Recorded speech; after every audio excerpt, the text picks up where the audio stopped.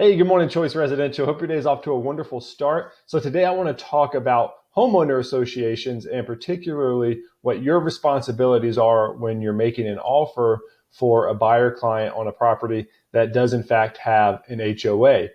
Because even in this crazy market where things are happening so quickly, that doesn't alleviate you of your responsibilities to your buyer and to discover accurate information about the property.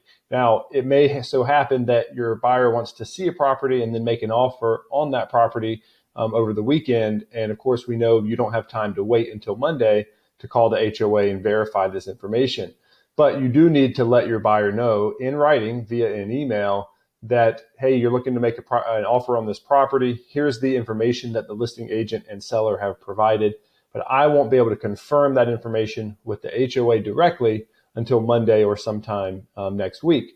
So you want to make sure you've let them know that so that they can decide, do they want to go ahead and make that offer, knowing that they're solely relying on the information provided by the seller and the listing agent, not directly from the HOA. Now, that being said, anytime you can, call the HOA directly before your client makes an offer, that's best. But if you have to make the offer over the weekend and you can't call the HOA till the next week, make sure you do in fact call the HOA.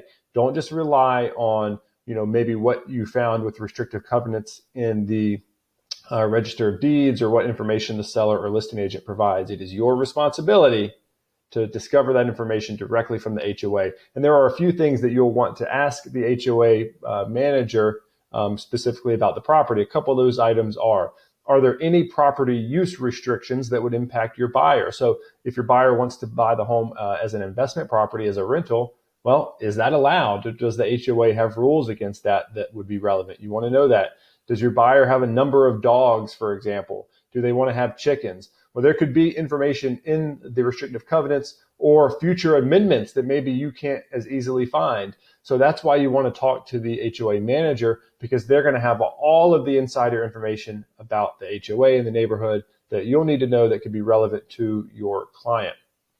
You would also want to confirm what the HOA dues are, and if there are any pending or approved assessments, and what do those monthly or quarterly or yearly dues cover, or if there are assessments, what do those cover? What are the terms of those?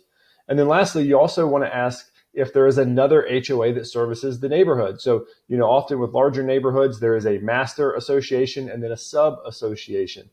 But those aren't always easy to decipher or know that they even exist. And sometimes smaller neighborhoods can have two associations as well. And we've had cases where agents and closing attorneys and buyers weren't able to uncover the fact that there's in fact a second HOA, and the seller and listing agent didn't disclose that.